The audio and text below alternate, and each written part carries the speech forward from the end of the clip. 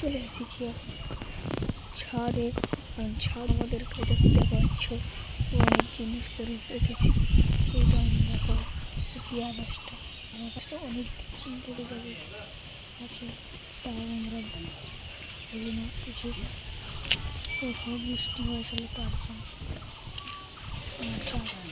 সাথে যে ডালগুলো উঠেছিল তার গাছটা একবার দেখো, আমাদের কি বলবো। এটা দেখো অনেক সুন্দর পাতা হচ্ছে, তাও আমরা কিচ্ছু বলি না। পেয়ারার গাছগুলো দেখো গাইস, তাও কত মজা দারুণ লাগছে গাইস। তাও এখন আমরা চলে